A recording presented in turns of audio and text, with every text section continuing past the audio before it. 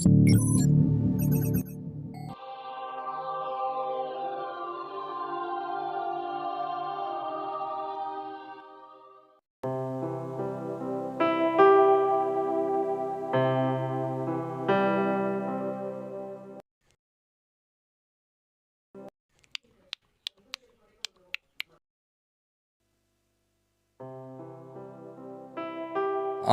ദൈവം ആകാശവും ഭൂമിയും സൃഷ്ടിച്ചു. ഭൂമി പാഴായും ശൂന്യമായും ഇരുന്നു. ആഴത്തിന്മീതെ ഇരുൾ ഉണ്ടായിരുന്നു. ദൈവത്തിന്റെ ആത്മാവ് വെള്ളത്തിന്മീതെ പരിവർത്തിച്ചു കൊണ്ടിരുന്നു. വെളിച്ചം ഉണ്ടാകട്ടെ എന്ന് ദൈവം കൽപ്പിച്ചു. വെളിച്ചം ഉണ്ടായി. വെളിച്ചം നല്ലത് എന്ന് ദൈവം കണ്ടു. ദൈവം വെളിച്ചവും ഇരുളും തമ്മിൽ വേർപിരിച്ചു. ദൈവം വെളിച്ചത്തിന് പകൽ എന്നും ഇരുളിന് രാത്രി എന്നും പേരിട്ടു. സന്ധ്യയായി ഉഷസ്സുമായി ഒന്നാം ദിവസം. ദൈവം വെള്ളങ്ങളുടെ മധ്യേ ഒരു വിധാനം ഉണ്ടാകട്ടെ, അത് വെള്ളത്തിനും തമ്മിൽ വേർപിരിവായിരിക്കട്ടെ എന്ന് കൽപ്പിച്ചു. വിധാനം ഉണ്ടാക്കിയിട്ട് ദൈവം വിധാനത്തിന് കീഴുള്ള വെള്ളവും വിധാനത്തിന് മീതെയുള്ള വെള്ളവും തമ്മിൽ വേർപിരിച്ചു. അങ്ങനെ സംഭവിച്ചു. ദൈവം വിധാനത്തിന് ആകാശം എന്ന് പേരിട്ടു. സന്ധ്യയായി ഉഷസ്സുമായി രണ്ടാം ദിവസം.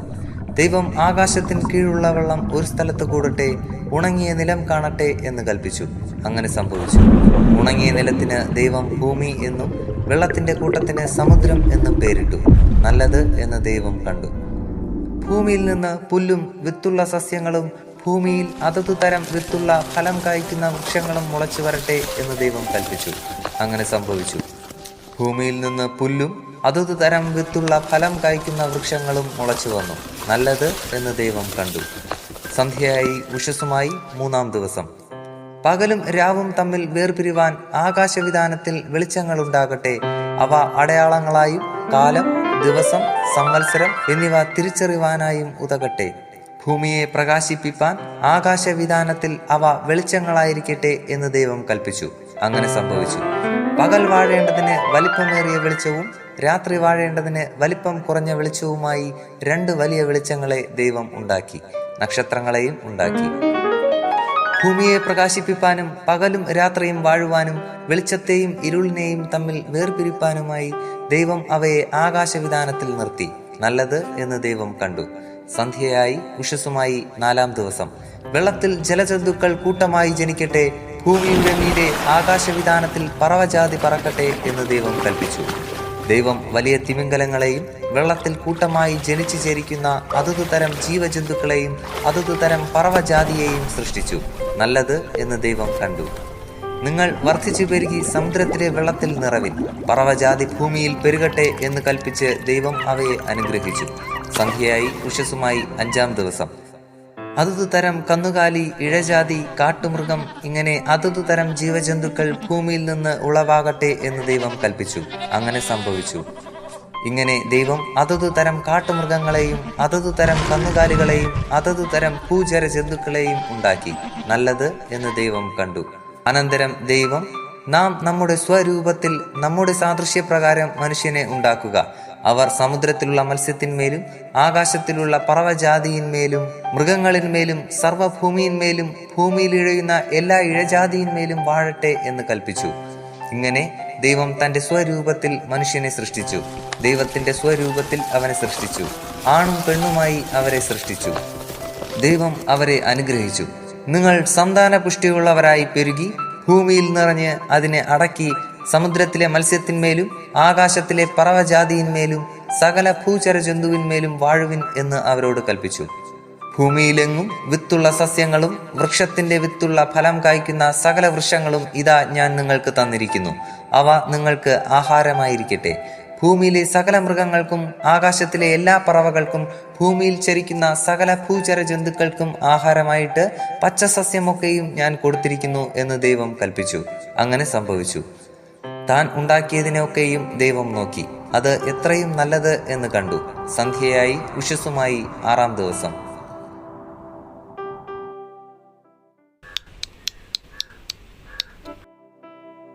ഇങ്ങനെ ആകാശവും ഭൂമിയും അതിലുള്ള ചരാചരങ്ങളൊക്കെയും തികഞ്ഞു. താൻ ചെയ്ത പ്രവൃത്തിയൊക്കെയും ദൈവം തീർത്ത ശേഷം താൻ ചെയ്ത സകല പ്രവൃത്തിയിൽ നിന്നും ഏഴാം ദിവസം നിവൃത്തനായി. താൻ സൃഷ്ടിച്ചുണ്ടാക്കിയ സകല പ്രവൃത്തിയിൽ നിന്നും അന്ന് നിവൃത്തനായതുകൊണ്ട് ദൈവം ഏഴാം ദിവസത്തെ അനുഗ്രഹിച്ച് ശുദ്ധീകരിച്ചു. യഹോവയായ ദൈവം ഭൂമിയും ആകാശവും സൃഷ്ടിച്ച നാളിൽ ആകാശവും ഭൂമിയും സൃഷ്ടിച്ചതിന്റെ ഉൽപ്പത്തി വിവരം. വയലിലെ ചെടി ഒന്നും അതുവരെ ഭൂമിയിൽ ഉണ്ടായിരുന്നില്ല, വയലിലെ സസ്യം ഒന്നും മുളച്ചിരുന്നതുമില്ല. യഹോവയായ ദൈവം ഭൂമിയിൽ മഴ പെയ്യിച്ചിരുന്നില്ല, നിലത്ത് വേല ചെയ്യുവാൻ മനുഷ്യനും ഉണ്ടായിരുന്നില്ല. ഭൂമിയിൽ നിന്ന് മഞ്ഞ് പൊങ്ങി നിലമൊക്കെയും നനച്ചു വന്നു. യഹോവയായ ദൈവം നിലത്തെ പൊടി കൊണ്ട് മനുഷ്യനെ നിർമ്മിച്ചിട്ട് അവന്റെ മൂക്കിൽ ജീവശ്വാസം ഊതി മനുഷ്യൻ ജീവനുള്ള ദേഹിയായി തീർന്നു. അനന്തരം യഹോവയായ ദൈവം കിഴക്ക് ഏദേനിൽ ഒരു തോട്ടം ഉണ്ടാക്കി താൻ സൃഷ്ടിച്ച മനുഷ്യനെ അവിടെ ആക്കി. കാണുവാൻ ഭംഗിയുള്ളതും തിന്മാൻ നല്ല ഫലമുള്ളതുമായ ഓരോ വൃക്ഷങ്ങളും, തോട്ടത്തിന്റെ നടുവിൽ ജീവവൃക്ഷവും നന്മ തിന്മകളെക്കുറിച്ചുള്ള അറിവിന്റെ വൃക്ഷവും യഹോവയായ ദൈവം നിലത്തുനിന്ന് മുളപ്പിച്ചു. തോട്ടം നനപ്പാൻ ഒരു നദി ഏദേനിൽ നിന്ന് പുറപ്പെട്ടു. അത് അവിടെ നിന്ന് 4 ശാഖയായി പിരിഞ്ഞു. ഒന്നാമത്തേതിന് പീശോൻ എന്ന് പേർ. അത് ഹവീല ദേശമൊക്കെയും ചുറ്റുന്നു. അവിടെ പൊന്നുണ്ട്. ആ ദേശത്തിലെ പൊന്ന് മേൽത്തരമാകുന്നു. അവിടെ ഗുൽഗുലുവും ഗോമേദകവും ഉണ്ട്. രണ്ടാം നദിക്ക് ഗീഹോൻ എന്ന് പേർ. അത് ക്രൂശ് ദേശമൊക്കെയും ചുറ്റുന്നു. മൂന്നാം നദിക്ക് ഹിദ്ദേക്കൽ എന്ന് പേർ. അത് അശൂരിന് കിഴക്കോട്ട് ഒഴുകുന്നു. നാലാം നദി ഫ്രാത്ത് ആകുന്നു. യഹോവയായ ദൈവം മനുഷ്യനെ കൂട്ടിക്കൊണ്ടുപോയി ഏദെൻ തോട്ടത്തിൽ വേല ചെയ്യുവാനും അതിനെ കാപ്പാനും അവിടെ ആക്കി. യഹോവയായ ദൈവം മനുഷ്യനോട് കൽപ്പിച്ചത് എന്തെന്നാൽ, തോട്ടത്തിലെ സകല വൃക്ഷങ്ങളുടെയും ഫലം നിനക്ക് ഇഷ്ടം പോലെ തിന്നാം, എന്നാൽ നന്മ തിന്മകളെക്കുറിച്ചുള്ള അറിവിന്റെ വൃക്ഷത്തിൻ ഫലം തിന്നരുത്, തിന്നുന്ന നാളിൽ നീ മരിക്കും.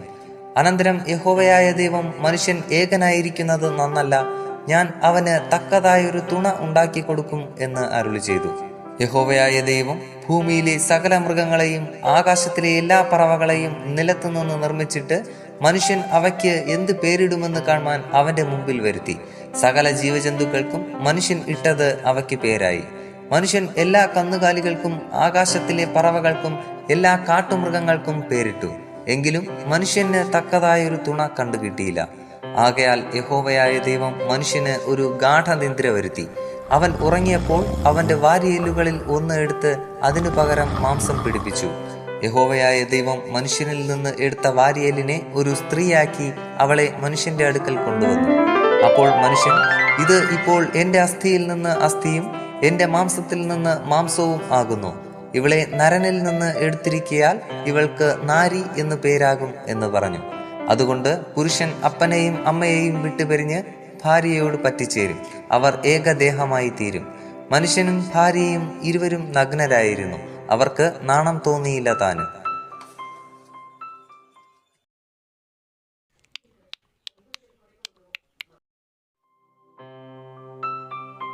യഹോവയായ ദൈവം ഉണ്ടാക്കിയ എല്ലാ കാട്ടുജന്തുക്കളെക്കാളും പാമ്പ് കൗശലമേറിയതായിരുന്നു.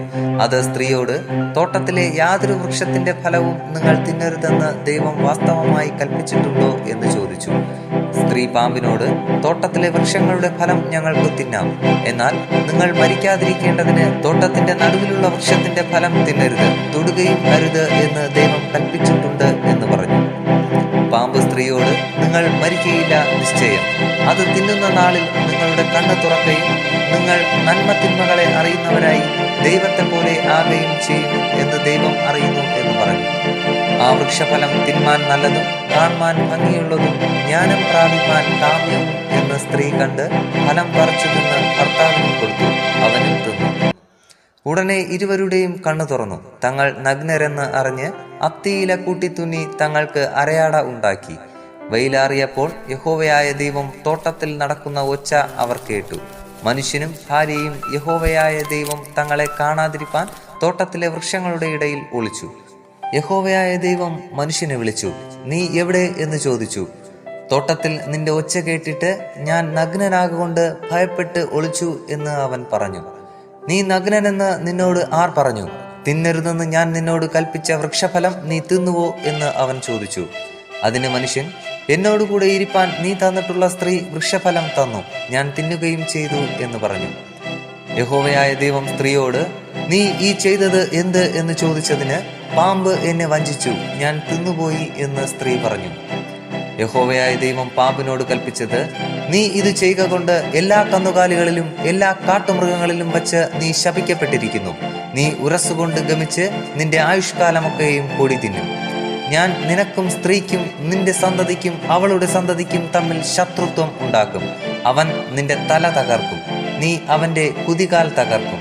സ്ത്രീയോട് കൽപ്പിച്ചത്, ഞാൻ നിനക്ക് കഷ്ടവും ഗർഭധാരണവും ഏറ്റവും വർദ്ധിപ്പിക്കും. നീ വേദനയോടെ മക്കളെ പ്രസവിക്കും. നിന്റെ ആഗ്രഹം നിന്റെ ഭർത്താവിനോട് ആകും, അവൻ നിന്നെ ഭരിക്കും.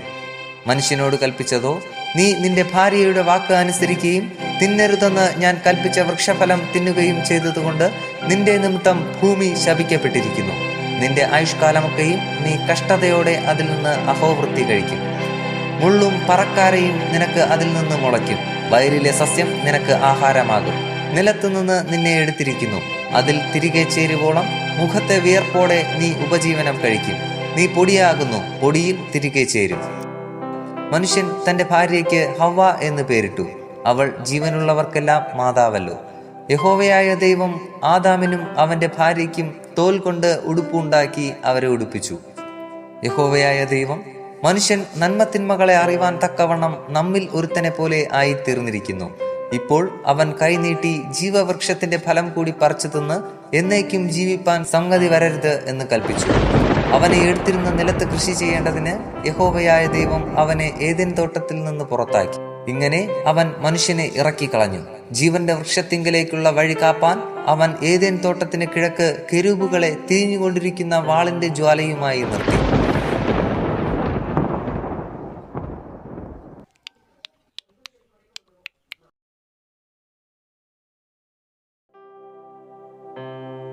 അനന്തരം മനുഷ്യൻ തന്റെ ഭാര്യയായ ഹവ്വയെ പരിഗ്രഹിച്ചു. അവൾ ഗർഭം ധരിച്ച് കയീനെ പ്രസവിച്ചു. യഹോവയാൽ എനിക്ക് ഒരു പുരുഷ പ്രജ ലഭിച്ചു എന്ന് പറഞ്ഞു. പിന്നെ അവൾ അവന്റെ അനുജനായ ഹാബേലിനെ പ്രസവിച്ചു. ഹാബേൽ ആട്ടിടയനും കയീൻ കൃഷിക്കാരനും ആയിത്തീർന്നു. കുറെ കാലം കഴിഞ്ഞിട്ട് കയീൻ നിലത്തെ അനുഭവത്തിൽ നിന്ന് യഹോവയ്ക്ക് ഒരു വഴിപാട് കൊണ്ടുവന്നു. ഹാബേലും ആട്ടിൻകൂട്ടത്തിലെ കടിഞ്ഞൂലുകളിൽ നിന്നും അവയുടെ മേധസ്സിൽ നിന്ന് തന്നെ ഒരു വഴിപാട് കൊണ്ടുവന്നു. യഹോവ ഹാബേലിലും അവന്റെ വഴിപാടിലും പ്രസാദിച്ചു, കയീനിലും അവന്റെ വഴിപാടിലും പ്രസാദിച്ചില്ല. കയീന് ഏറ്റവും കോപമുണ്ടായി, അവന്റെ മുഖം വാടി. എന്നാറെ യഹോവ കയീനോട്, നീ കോപിക്കുന്നത് എന്തിന്? നിന്റെ മുഖം വാടുന്നതും എന്ത്? നീ നന്മ ചെയ്യുന്നു എങ്കിൽ പ്രസാദമുണ്ടാകയില്ലയോ? നീ നന്മ ചെയ്യുന്നില്ലെങ്കിലോ പാപം വാതിൽക്കൽ കിടക്കുന്നു, അതിന്റെ ആഗ്രഹം നിൻകലേക്ക് ആകുന്നു, നീയോ അതിനെ കീഴടക്കേണം എന്ന് കൽപ്പിച്ചു. എന്നാറെ കയീൻ തന്റെ അനുജനായ ഹാബേലിനോട്, നാം വയലിലേക്ക് പോക എന്ന് പറഞ്ഞു. അവർ വയലിലിരിക്കുമ്പോൾ കയീൻ തന്റെ അനുജനായ ഹാബേലിനോട് കയർത്ത് അവനെ കൊന്നു. പിന്നെ യഹോവ കയീനോട്, നിന്റെ അനുജനായ ഹാബേൽ എവിടെ എന്ന് ചോദിച്ചതിന്, ഞാൻ അറിയുന്നില്ല, ഞാൻ എന്റെ അനുജന്റെ കാവൽക്കാരനോ എന്ന് അവൻ പറഞ്ഞു. അതിന് അവൻ അരുളി ചെയ്തത്, നീ എന്ത് ചെയ്തു? നിന്റെ അനുജന്റെ രക്തത്തിന്റെ ശബ്ദം ഭൂമിയിൽ നിന്ന് എന്നോട് നിലവിളിക്കുന്നു. ഇപ്പോൾ നിന്റെ അനുജന്റെ രക്തം നിന്റെ കയ്യിൽ നിന്ന് ഏറ്റുകൊള്ളുവാൻ വായി തുറന്ന ദേശം നീ വിട്ട് ശാപഗ്രസ്തനായി പോകണം. നീ കൃഷി ചെയ്യുമ്പോൾ നിലം ഇനി മേലാൽ തന്റെ വീര്യം നിനക്ക് തരികയില്ല. നീ ഭൂമിയിൽ ഉഴന്നലയുന്നവൻ ആകും. കയീൻ യഹോവയോട്, എന്റെ കുറ്റം പൊറുപ്പാൻ കഴിയുന്നതിനേക്കാൾ വലിയതാകുന്നു. ഇതാ, നീ ഇന്ന് എന്നെ ആട്ടിക്കളയുന്നു.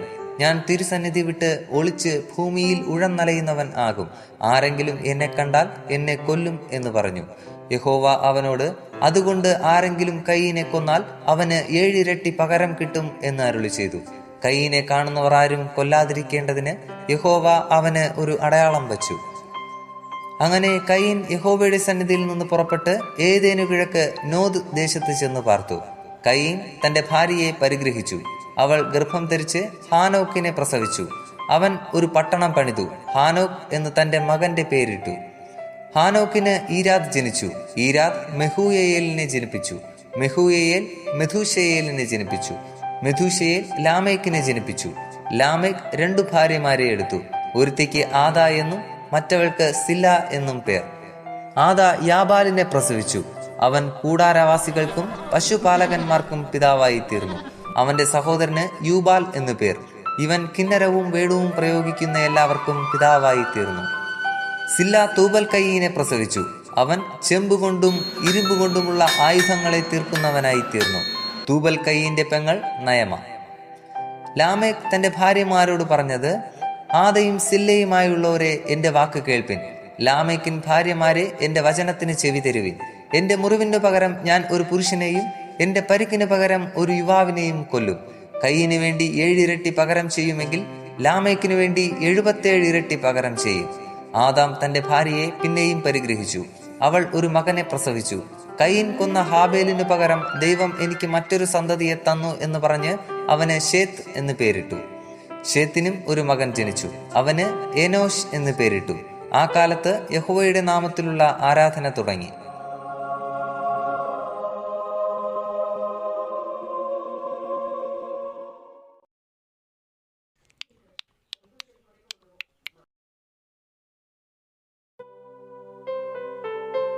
ആദാമിന്റെ വംശപാരമ്പര്യമാവിത്. ദൈവം മനുഷ്യനെ സൃഷ്ടിച്ചപ്പോൾ ദൈവത്തിന്റെ സാദൃശ്യത്തിൽ അവനെ ഉണ്ടാക്കി. ആണും പെണ്ണുമായി അവരെ സൃഷ്ടിച്ചു. സൃഷ്ടിച്ച നാളിൽ അവരെ അനുഗ്രഹിക്കുകയും അവർക്ക് ആദാം എന്ന് പേരിടുകയും ചെയ്തു. ആദാമിന് 130 വയസ്സായപ്പോൾ അവൻ തന്റെ സാദൃശ്യത്തിൽ തന്റെ സ്വരൂപപ്രകാരം ഒരു മകനെ ജനിപ്പിച്ചു. അവന് ശേത്ത് എന്ന് പേരിട്ടു. ശേത്തിനെ ജനിപ്പിച്ച ശേഷം ആദാം 800 സംവത്സരം ജീവിച്ചിരുന്ന് പുത്രന്മാരെയും പുത്രിമാരെയും ജനിപ്പിച്ചു. ആദാമിന്റെ ആയുഷ്കാലം ആകെ 930 സംവത്സരമായിരുന്നു. പിന്നെ അവൻ മരിച്ചു. ശേത്തിന് 105 വയസ്സായപ്പോൾ അവൻ ഏനോഷിനെ ജനിപ്പിച്ചു. ഏനോഷിനെ ജനിപ്പിച്ച ശേഷം ശേത്ത് 807 സംവത്സരം ജീവിച്ചിരുന്ന് പുത്രന്മാരെയും പുത്രിമാരെയും ജനിപ്പിച്ചു. ശേത്തിന്റെ ആയുഷ്കാലം ആകെ 912 സംവത്സരമായിരുന്നു. പിന്നെ അവൻ മരിച്ചു. ഏനോഷിന് 90 വയസ്സായപ്പോൾ അവൻ കേനാനെ ജനിപ്പിച്ചു. കേനാനെ ജനിപ്പിച്ച ശേഷം ഏനോഷ് 815 സംവത്സരം ജീവിച്ചിരുന്ന് പുത്രന്മാരെയും പുത്രിമാരെയും ജനിപ്പിച്ചു. ഏനോഷിന്റെ ആയുഷ്കാലം ആകെ 905 സംവത്സരമായിരുന്നു. പിന്നെ അവൻ മരിച്ചു. കേനാന് 70 വയസ്സായപ്പോൾ അവൻ മഹലലേലിനെ ജനിപ്പിച്ചു. മഹലലേലിനെ ജനിപ്പിച്ച ശേഷം കേനാൻ 840 സംവത്സരം ജീവിച്ചിരുന്ന് പുത്രന്മാരെയും പുത്രിമാരെയും ജനിപ്പിച്ചു. കേനാന്റെ ആയുഷ്കാലം ആകെ 910 സംവത്സരമായിരുന്നു. പിന്നെ അവൻ മരിച്ചു. മഹലലേലിന് 65 വയസ്സായപ്പോൾ അവൻ യാരേദിനെ ജനിപ്പിച്ചു. യാരേദിനെ ജനിപ്പിച്ച ശേഷം മഹലലേൽ 830 സംവത്സരം ജീവിച്ചിരുന്ന് പുത്രന്മാരെയും പുത്രിമാരെയും ജനിപ്പിച്ചു. മഹലലേലിന്റെ ആയുഷ്കാലം ആകെ 895 സംവത്സരമായിരുന്നു. പിന്നെ അവൻ മരിച്ചു. യാരേദിന് 162 വയസ്സായപ്പോൾ അവൻ ഹാനോക്കിനെ ജനിപ്പിച്ചു. ഹാനോക്കിനെ ജനിപ്പിച്ച ശേഷം യാരേദ് 800 സംവത്സരം ജീവിച്ചിരുന്ന് പുത്രന്മാരെയും പുത്രിമാരെയും ജനിപ്പിച്ചു. യാരേദിന്റെ ആയുഷ്കാലം ആകെ 962 സംവത്സരമായിരുന്നു. പിന്നെ അവൻ മരിച്ചു. ഹാനോക്കിന് 65 വയസ്സായപ്പോൾ അവൻ മെഥൂശലഹിനെ ജനിപ്പിച്ചു. മെഥൂശലഹിനെ ജനിപ്പിച്ച ശേഷം ഹാനോക്ക് 300 സംവത്സരം ദൈവത്തോടു കൂടെ നടക്കുകയും പുത്രന്മാരെയും പുത്രിമാരെയും ജനിപ്പിക്കുകയും ചെയ്തു. ഹാനോക്കിന്റെ ആയുഷ്കാലം ആകെ 365 സംവത്സരമായിരുന്നു. ഹാനോക്ക് ദൈവത്തോടു കൂടെ നടന്നു. ദൈവം അവനെ എടുത്തുകൊണ്ടതിനാൽ കാണാതെയായി. മെഥൂശലഹിന് 887 വയസ്സായപ്പോൾ അവൻ ലാമേക്കിനെ ജനിപ്പിച്ചു. ലാമേക്കിനെ ജനിപ്പിച്ച ശേഷം മെഥൂശലഹ് 882 സംവത്സരം ജീവിച്ചിരുന്ന് പുത്രന്മാരെയും പുത്രിമാരെയും ജനിപ്പിച്ചു. മെഥൂശലഹിന്റെ ആയുഷ്കാലം ആകെ 969 സംവത്സരമായിരുന്നു. പിന്നെ അവൻ മരിച്ചു. ലാമേക്കിന് 182 വയസ്സായപ്പോൾ അവൻ ഒരു മകനെ ജനിപ്പിച്ചു. യഹോവ ശപിച്ച ഭൂമിയിൽ നമ്മുടെ പ്രവൃത്തിയിലും നമ്മുടെ കൈകളുടെ പ്രയത്നത്തിലും ഇവൻ നമ്മെ ആശ്വസിപ്പിക്കുമെന്ന് പറഞ്ഞ് അവന് നോഹ എന്ന് പേരിട്ടു. നോഹയെ ജനിപ്പിച്ച ശേഷം ലാമേക്ക് 595 സംവത്സരം ജീവിച്ചിരുന്ന് പുത്രന്മാരെയും പുത്രിമാരെയും ജനിപ്പിച്ചു. ലാമേക്കിന്റെ ആയുഷ്കാലം ആകെ 787 സംവത്സരമായിരുന്നു. പിന്നെ അവൻ മരിച്ചു. നോഹയ്ക്ക് 500 വയസ്സായ ശേഷം നോഹ ഷേമിനെയും ഹാമിനെയും യാഫേത്തിനെയും ജനിപ്പിച്ചു.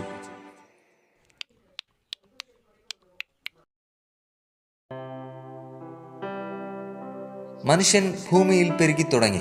അവർക്ക് പുത്രിമാർ ജനിച്ചപ്പോൾ ദൈവത്തിന്റെ പുത്രന്മാർ മനുഷ്യരുടെ പുത്രിമാരെ സൗന്ദര്യമുള്ളവരെന്ന് കണ്ടിട്ട് തങ്ങൾക്ക് ബോധിച്ചവരെയും ഭാര്യമാരായി എടുത്തു. അപ്പോൾ യഹോവ, മനുഷ്യനിൽ എന്റെ ആത്മാവ് സദാകാലവും വാദിച്ചു കൊണ്ടിരിക്കയില്ല. അവൻ ജഡം തന്നെയല്ലോ. എങ്കിലും അവന്റെ കാലം 120 സംവത്സരമാകും എന്ന് അരുളി ചെയ്തു. അക്കാലത്ത് ഭൂമിയിൽ മല്ലന്മാർ ഉണ്ടായിരുന്നു. അതിന്റെ ശേഷവും ദൈവത്തിന്റെ പുത്രന്മാർ മനുഷ്യരുടെ പുത്രിമാരുടെ അടുക്കൽ ചെന്നിട്ട് അവർ മക്കളെ പ്രസവിച്ചു. ഇവരാകുന്നു പുരാതന കാലത്തെ വീരന്മാർ, കീർത്തിപ്പെട്ട പുരുഷന്മാർ തന്നെ. ഭൂമിയിൽ മനുഷ്യന്റെ ദുഷ്ടത വലിയതെന്നും അവന്റെ ഹൃദയ വിചാരങ്ങളുടെ നിരൂപണമൊക്കെയും എല്ലായ്പ്പോഴും ദോഷമുള്ളതത്രേ എന്നും യഹോവ കണ്ടു. താൻ ഭൂമിയിൽ മനുഷ്യനെ ഉണ്ടാക്കുക കൊണ്ട് യഹോവ അനുതപിച്ചു. അത് അവന്റെ ഹൃദയത്തിന് ദുഃഖമായി.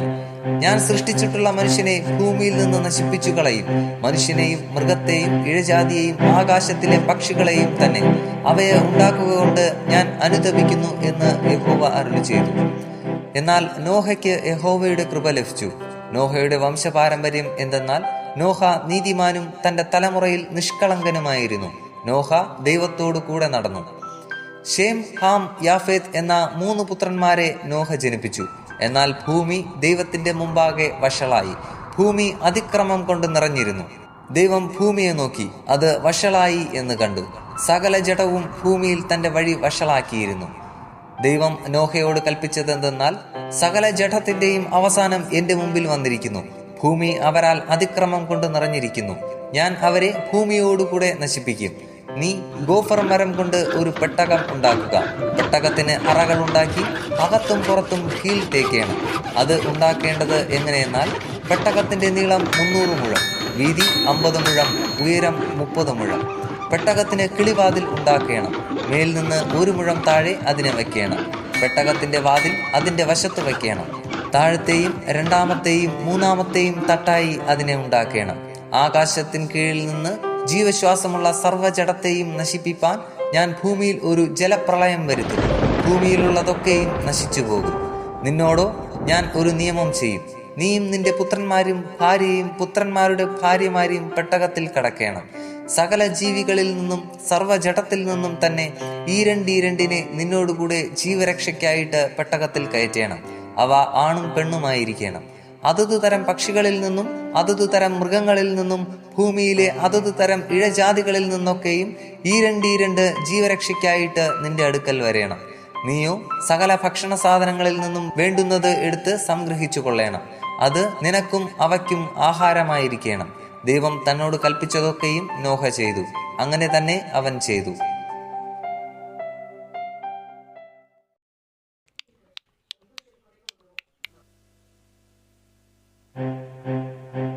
അനന്തരം യഹോവ നോഹയോട് കൽപ്പിച്ചതെന്തെന്നാൽ, നീയും സർവ്വകുടുംബവുമായി പെട്ടകത്തിൽ കടക്കാം. ഞാൻ നിന്നെ ഈ തലമുറയിൽ എന്റെ മുമ്പാകെ നീതിമാനായി കണ്ടിരിക്കുന്നു. ശുദ്ധിയുള്ള സകല മൃഗങ്ങളിൽ നിന്നും ആണും പെണ്ണുമായി 7 ശുദ്ധിയില്ലാത്ത മൃഗങ്ങളിൽ നിന്ന് ആണും പെണ്ണുമായി 2 ആകാശത്തിലെ പറവകളിൽ നിന്ന് പൂവനും പിടയുമായി 7 ഭൂമിയിലൊക്കെയും സന്തതി ശേഷിച്ചിരിക്കേണ്ടതിന് നീ ചേർത്തുകൊള്ളേണം. ഇനി 7 ദിവസം കഴിഞ്ഞിട്ട് ഞാൻ ഭൂമിയിൽ 40 രാവും 40 പകലും മഴ പെയ്യിക്കും. ഞാൻ ഉണ്ടാക്കിയിട്ടുള്ള സകല ജീവജാലങ്ങളെയും ഭൂമിയിൽ നിന്ന് നശിപ്പിക്കും. യഹോവ തന്നോട് കൽപ്പിച്ച പ്രകാരമൊക്കെയും നോഹ ചെയ്തു. ഭൂമിയിൽ ജലപ്രളയം ഉണ്ടായപ്പോൾ നോഹയ്ക്ക് 600 വയസ്സായിരുന്നു. നോഹ പുത്രന്മാരും അവന്റെ ഭാര്യയും പുത്രന്മാരുടെ ഭാര്യമാരും ജലപ്രളയം നിമിത്തം പെട്ടകത്തിൽ കടന്നു. ശുദ്ധിയുള്ള മൃഗങ്ങളിൽ നിന്നും ശുദ്ധിയില്ലാത്ത മൃഗങ്ങളിൽ നിന്നും പറവകളിൽ നിന്നും ഭൂമിയിലുള്ള ഇഴജാതിയിൽ നിന്നൊക്കെയും ദൈവം നോഹയോട് കൽപ്പിച്ച പ്രകാരം ഈരണ്ട് ആണും പെണ്ണുമായി നോഹയുടെ അടുക്കൽ വന്ന് പെട്ടകത്തിൽ കടന്നു. 7 ദിവസം കഴിഞ്ഞ ഭൂമിയിൽ ജലപ്രളയം തുടങ്ങി. നോഹയുടെ ആയുസ്സിന്റെ 600-ാം സംവത്സരത്തിൽ 2-ാം മാസം 17-ാം തീയതി അന്നു തന്നെ ആഴിയുടെ ഉറവുകളൊക്കെയും പിളർന്നു. ആകാശത്തിന്റെ കിളിവാതിലുകളും തുറന്നു. 40 രാവും 40 പകലും ഭൂമിയിൽ മഴ പെയ്തു. അന്നു തന്നെ നോഹയും നോഹയുടെ പുത്രന്മാരായ ഷേമും ഹാമും യാഫേത്തും നോഹയുടെ ഭാര്യയും അവന്റെ പുത്രന്മാരുടെ 3 ഭാര്യമാരും പെട്ടകത്തിൽ കടന്നു. അവരും അതതു തരം കാട്ടുമൃഗങ്ങളും അതതു തരം കന്നുകാലികളും നിലത്തിഴയുന്ന അതതു തരം ഇഴജാതിയും അതതു തരം പറവകളും അതതു തരം പക്ഷികളും തന്നെ. ജീവശ്വാസമുള്ള സർവ്വജഡത്തിൽ നിന്നും ഈരണ്ട് നോഹയുടെ അടുക്കൽ വന്ന് പെട്ടകത്തിൽ കിടന്നു. ദൈവം അവനോട് കൽപ്പിച്ചതുപോലെ അകത്തു കടന്നവ സർവ്വജഡത്തിൽ നിന്നും ആണും പെണ്ണുമായി കടന്നു. യഹോവ വാതിൽ അടച്ചു. ഭൂമിയിൽ 40 ദിവസം ജലപ്രളയമുണ്ടായി. വെള്ളം വർദ്ധിച്ച് പെട്ടകം പൊങ്ങി നിലത്തുനിന്ന് ഉയർന്നു. വെള്ളം പൊങ്ങി ഭൂമിയിൽ ഏറ്റവും പെരുകി. പെട്ടകം വെള്ളത്തിൽ ഒഴുകി തുടങ്ങി. വെള്ളം ഭൂമിയിൽ അത്യധികം പൊങ്ങി. ആകാശത്തിന് കീഴങ്ങമുള്ള ഉയർന്ന പർവ്വതങ്ങളൊക്കെയും മൂടിപ്പോയി. പർവ്വതങ്ങൾ മൂടുവാൻ തക്കവണ്ണം വെള്ളം 15 മുഴം അവയ്ക്കു മീതെ പൊങ്ങി.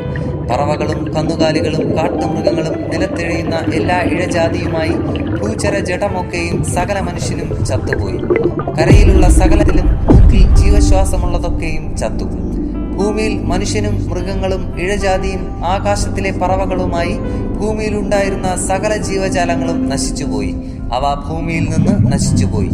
നോഹയും അവനോടുകൂടെ പെട്ടകത്തിൽ ഉണ്ടായിരുന്നവയും മാത്രം ശേഷിച്ചു. വെള്ളം ഭൂമിയിൽ 150 ദിവസം പൊങ്ങിക്കൊണ്ടിരുന്നു.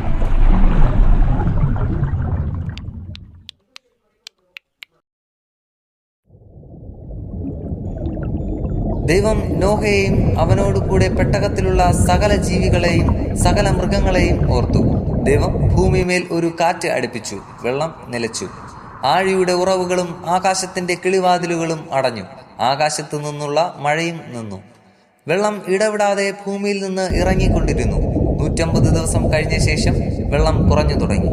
7-ാം മാസം 17-ാം തീയതി പെട്ടകം അരരാത്ത് പർവ്വതത്തിൽ ഉറച്ചു. 10-ാം മാസം വരെ വെള്ളം ഇടവിടാതെ കുറഞ്ഞു. 10-ാം മാസം 1-ാം തീയതി പർവ്വത ശിഖരങ്ങൾ കാണായി. 40 ദിവസം കഴിഞ്ഞ ശേഷം നോഹ താൻ പെട്ടകത്തിനുണ്ടാക്കിയിരുന്ന കിളിവാതിൽ തുറന്നു. അവൻ ഒരു മലങ്കാക്കയെ പുറത്തുവിട്ടു. അത് പുറപ്പെട്ട് ഭൂമിയിൽ വെള്ളം വറ്റിപ്പോയതുവരെ പോയും വന്നും കൊണ്ടിരുന്നു. ഭൂമിയിൽ വെള്ളം കുറഞ്ഞുവോ എന്ന് അറിയേണ്ടതിന് അവൻ ഒരു പ്രാവിനെയും തന്റെ അടുക്കൽ നിന്ന് പുറത്തുവിട്ടു. എന്നാൽ സർവ്വഭൂമിയിലും വെള്ളം കിടക്കൊണ്ട് പ്രാവ് കാൽ വെപ്പാൻ സ്ഥലം കാണാതെ അവന്റെ അടുക്കൽ പെട്ടകത്തിലേക്ക് മടങ്ങി വന്നു. അവൻ കൈനീട്ടി അതിനെ പിടിച്ച് തന്റെ അടുക്കൽ പെട്ടകത്തിൽ ആക്കി. 7 ദിവസം കഴിഞ്ഞിട്ട് അവൻ വീണ്ടും ആ പ്രാവിനെ പെട്ടകത്തിൽ നിന്ന് പുറത്തുവിട്ടു. പ്രാവ് വൈകുന്നേരത്ത് അവന്റെ അടുക്കൽ വന്നു. അതിന്റെ വായിൽ അതാ ഒരു പച്ച ഒലിവില. അതിനാൽ ഭൂമിയിൽ വെള്ളം കുറഞ്ഞു എന്ന് നോഹ അറിഞ്ഞു. പിന്നെയും 7 ദിവസം കഴിഞ്ഞിട്ട് അവൻ ആ പ്രാവിനെ പുറത്തുവിട്ടു. അത് പിന്നെ അവന്റെ അടുക്കൽ മടങ്ങി വന്നില്ല. 601-ാം സംവത്സരം 1-ാം മാസം 1-ാം തീയതി ഭൂമിയിൽ വെള്ളം വറ്റിപ്പോയിരുന്നു. നോഹ പെട്ടകത്തിന്റെ മേൽത്തട്ട് നീക്കി ഭൂതലം ഉണങ്ങിയിരിക്കുന്നു എന്ന് കണ്ടു. 2-ാം മാസം 27-ാം തീയതി ഭൂമി ഉണങ്ങിയിരുന്നു. ദൈവം നോഹയോട് അരുളി ചെയ്തത്: നീയും നിന്റെ ഭാര്യയും പുത്രന്മാരും പുത്രന്മാരുടെ ഭാര്യമാരും പെട്ടകത്തിൽ നിന്ന് പുറത്തിറങ്ങുവിൻ. പറവകളും മൃഗങ്ങളും നിലത്തിഴയുന്ന ഇഴജാതിയുമായ സർവ്വജടത്തിൽ നിന്നും നിന്നോടുകൂടെ ഇരിക്കുന്ന സകല ജീവികളെയും പുറത്തു കൊണ്ടുവരിക. അവ ഭൂമിയിൽ അനവധിയായി വർദ്ധിക്കുകയും പെറ്റുപെരുകുകയും ചെയ്യട്ടെ. അങ്ങനെ നോഹയുടെ പുത്രന്മാരും ഭാര്യയും പുത്രന്മാരുടെ ഭാര്യമാരും പുറത്തിറങ്ങി. സകല മൃഗങ്ങളും ഇഴജാതികളൊക്കെയും എല്ലാ പറവകളും ഭൂചരങ്ങളൊക്കെയും ജാതി ജാതിയായി പെട്ടകത്തിൽ നിന്ന് ഇറങ്ങി. നോഹ യഹോവയ്ക്ക് ഒരു യാഗപീഠം പണിതു. ശുദ്ധിയുള്ള സകല മൃഗങ്ങളിലും ശുദ്ധിയുള്ള എല്ലാ പറവകളിലും ചിലത് എടുത്ത് യാഗപീഠത്തിന്മേൽ ഹോമയാഗം അർപ്പിച്ചു. യഹോവ സൗരഭ്യവാസന മണത്തപ്പോൾ യഹോവ തന്റെ ഹൃദയത്തിൽ അരുളി ചെയ്തത്: ഞാൻ മനുഷ്യന്റെ നിമിത്തം ഇനി ഭൂമിയെ ശപിക്കയില്ല. മനുഷ്യന്റെ മനോനിരൂപണം ബാല്യം മുതൽ ദോഷമുള്ളത് ആകുന്നു. ഞാൻ ചെയ്തതുപോലെ സകല ജീവികളെയും ഇനി നശിപ്പിക്കയില്ല. ഭൂമിയുള്ള കാലത്തോളം വിതയും കൊയ്ത്തും ശീതവും ഉഷ്ണവും വേനലും വർഷവും രാവും പകലും നിന്നുപോകുകയുമില്ല.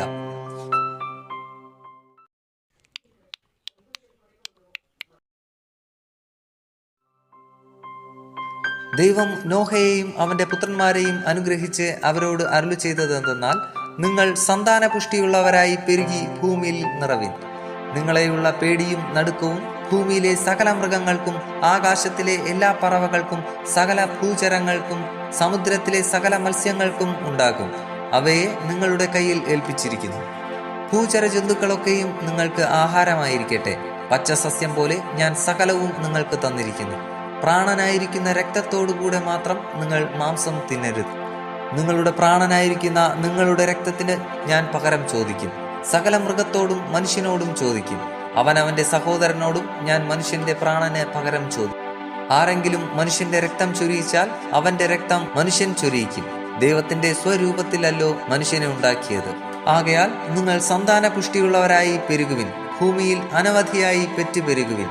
ദൈവം പിന്നെയും നോഹയോടും അവന്റെ പുത്രന്മാരോടും അരുളി ചെയ്തത്: ഞാൻ ഇതാ നിങ്ങളോടും നിങ്ങളുടെ സന്തതിയോടും ഭൂമിയിൽ നിങ്ങളോടുകൂടെയുള്ള പക്ഷികളും കന്നുകാലികളും കാട്ടുമൃഗങ്ങളുമായ സകല ജീവജന്തുക്കളോടും പെട്ടകത്തിൽ നിന്ന് പുറപ്പെട്ട സകലവുമായി ഭൂമിയിലെ സകല മൃഗങ്ങളോടും ഒരു നിയമം ചെയ്യുന്നു. ഇനി സകല ജഡവും ജലപ്രളയത്താൽ നശിക്കയില്ല.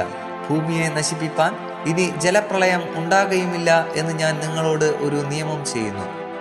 പിന്നെയും ദൈവം അരുളി ചെയ്തത്: ഞാനും നിങ്ങളും നിങ്ങളോട് കൂടെയുള്ള സകല ജീവജന്തുക്കളും തമ്മിൽ തലമുറ തലമുറയോളം സദാകാലത്തേക്കും ചെയ്യുന്ന നിയമത്തിന്റെ അടയാളം ആവിത്: ഞാൻ എൻ്റെ വില്ല് മേഘത്തിൽ വയ്ക്കുന്നു.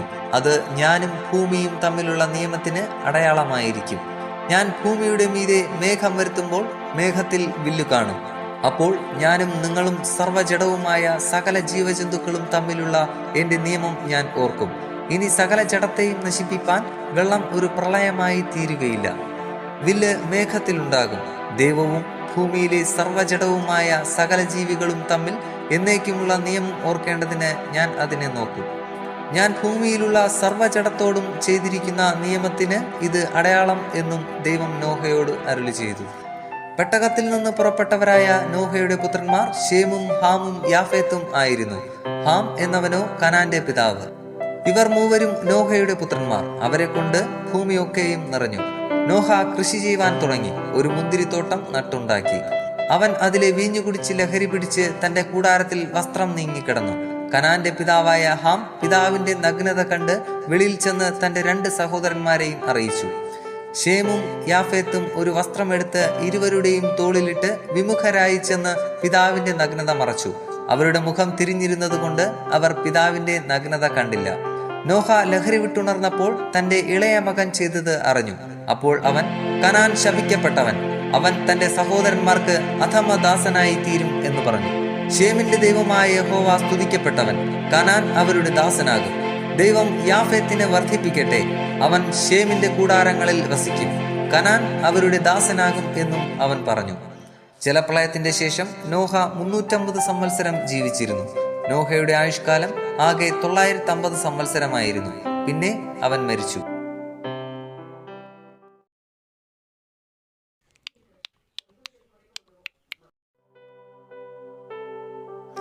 നോഹയുടെ പുത്രന്മാരായ ശേം, ഹാം, യാഫേത്ത് എന്നവരുടെ വംശപാരമ്പര്യമാവിത്. ജലപ്രളയത്തിന്റെ ശേഷം അവർക്ക് പുത്രന്മാർ ജനിച്ചു. യാഫേത്തിന്റെ പുത്രന്മാർ ഗോമെർ, Magog, Madai, യാവാൻ, Tubal, Meshach, Tiras. ഗോമേരിന്റെ പുത്രന്മാർ അസ്കനാസ്, റീഫത്ത്, തോഗർമ. യാവാന്റെ പുത്രന്മാർ എലീഷ, തർശീഷ്, കിത്തീം, ദോദാനി. ഇവരാൽ ജാതികളുടെ ദ്വീപുകൾ അതതു ദേശത്തിൽ ഭാഷയായും ജാതി ജാതിയായും കുലം കുലമായും പിരിഞ്ഞു. ഹാമിന്റെ പുത്രന്മാർ കൂശ്, മിസ്രയീം, പൂത്ത്, കനാൻ. കൂശിന്റെ പുത്രന്മാർ സെബ, ഹവീല, സപ്ത, രമ, സപ്തേക്ക. രമയുടെ പുത്രന്മാർ ശബയും ദദാനും. കൂശ് നിമ്രോദിനെ ജനിപ്പിച്ചു. അവൻ ഭൂമിയിൽ ആദ്യ വീരനായിരുന്നു. അവൻ യഹോവയുടെ മുമ്പാകെ നായാട്ടുവീരനായിരുന്നു. അതുകൊണ്ട് യഹോവയുടെ മുമ്പാകെ നിമ്രോദിനെ പോലെ നായാട്ടുവീരൻ എന്ന് പഴഞ്ചൊല്ലായി. അവന്റെ രാജ്യത്തിന്റെ ആരംഭം ഷിനാർ ദേശത്ത് ബാബേൽ, ഏരക്, അക്കാദ്, കൽനെ എന്നിവ ആയിരുന്നു. ആ ദേശത്തു നിന്ന് അശൂർ പുറപ്പെട്ട് നീനവേ, രഹോബാത്ത് പട്ടണം, കാലഹ്, നീനവയ്ക്കും കാലഹിനും മധ്യേ മഹാനഗരമായ രേസേൻ എന്നിവ പണിതു. മിസ്രയീമോ ലൂദീം, അനാമീം, ലെഹാബീം, നഫ്തൂഹീം, പത്രൂസീം, കസ്ലൂഹീം. ഇവരിൽ നിന്ന് ഫിലിസ്ത്യർ ഉത്ഭവിച്ച് കഫ്തോരീം എന്നിവരെ ജനിപ്പിച്ചു. കനാൻ തന്റെ ആദ്യജാതനായ സീദോൻ, ഹേത്ത്, യബൂസ്യൻ, അമോര്യൻ, ഗിർഗശ്യൻ, ഹിവ്യൻ, അർക്യൻ, സീന്യൻ, അർവാദ്യൻ, സെമാര്യൻ, ഹമാത്യൻ എന്നിവരെ ജനിപ്പിച്ചു. പിന്നീട് കനാന്യ വംശങ്ങൾ പരന്നു. കനാന്യരുടെ അതിർ സീദോൻ തുടങ്ങി ഗരാർ വഴിയായി ഗസ്സ വരെയും സോദോമും ഗൊമോരയും ആത്മയും സെബോയീമും വഴിയായി ലാശ വരെയും ആയിരുന്നു. ഇവർ അതതു ദേശത്തിൽ ജാതി ജാതിയായും കുലം കുലമായും ഭാഷയായും ഹാമിന്റെ പുത്രന്മാർ. ഏബേരിന്റെ പുത്രന്മാർക്കൊക്കെയും പിതാവും യാഫേത്തിന്റെ ജ്യേഷ്ഠനുമായ ശേമിനും പുത്രന്മാർ ജനിച്ചു. ശേമിന്റെ പുത്രന്മാർ ഏലാം, അശൂർ, അർപ്പഷാദ്, ലൂദ്, അരാം. അരാമിന്റെ പുത്രന്മാർ ഊസ്, ഹൂൾ, ഗേഥേർ, മഷ്. അർപ്പഷാദ് ശാലഹിനെ ജനിപ്പിച്ചു. ശാലഹ് ഏബേരിനെ ജനിപ്പിച്ചു. ഏബേരിന് 2 പുത്രന്മാർ ജനിച്ചു. ഒരുത്തിന് പേലെഗ് എന്ന് പേർ. അവന്റെ കാലത്തായിരുന്നു ഭൂവാസികൾ പിരിഞ്ഞുപോയത്. അവന്റെ സഹോദരന് യൊക്താൻ എന്ന് പേർ. യൊക്താനോ അൽമോദാദ്, ശാലെഹ്, ഹസർമാവെത്, യാരഹ്, ഹദോരാം, ഊസാൻ, ദിക്ല, ഓബാൽ, അബിമയേൽ, ഷെബ, ഓഫീർ, ഹവീല, യോബാബ് എന്നിവരെ ജനിപ്പിച്ചു. ഇവർ എല്ലാവരും യൊക്താന്റെ പുത്രന്മാർ ആയിരുന്നു. അവരുടെ വാസസ്ഥലം മേശ തുടങ്ങി കിഴക്കൻ മലയായ സെഫാർ വരെ ആയിരുന്നു. ഇവർ അതതു ദേശത്തിൽ ജാതി ജാതിയായും കുലം കുലമായും ഭാഷയായും ശേമിന്റെ പുത്രന്മാർ. ഇവർ തന്നെ ജാതി ജാതിയായും കുലം കുലമായും നോഹയുടെ പുത്രന്മാരുടെ വംശങ്ങൾ. അവരിൽ നിന്നാകുന്നു ജലപ്രളയത്തിന്റെ ശേഷം ഭൂമിയിൽ ജാതികൾ പിരിഞ്ഞുപോയത്.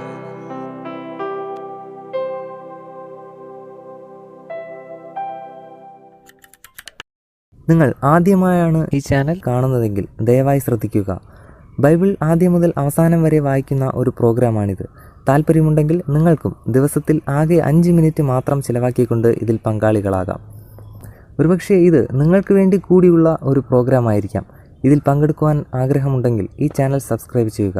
പ്രത്യേകിച്ച് നിങ്ങളുടെ സുഹൃത്തുക്കൾക്കാർക്കെങ്കിലും ഇത് ഉപകാരപ്പെടും എന്ന് നിങ്ങൾ കരുതുന്നുണ്ടെങ്കിൽ അവർക്കും ഇത് ഷെയർ ചെയ്യുക.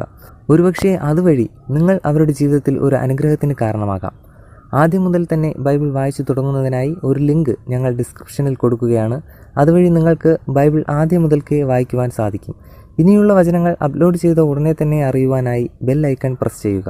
ഇതിലൂടെ ദൈവത്തെക്കുറിച്ച് കൂടുതൽ അറിയുവാൻ, ദൈവത്തിൻ്റെ അനുഗ്രഹം കൂടുതലായി അനുഭവിക്കുവാൻ നമുക്ക് കഴിയട്ടെ എന്ന പ്രാർത്ഥനയോടെ നന്ദി, നമസ്കാരം.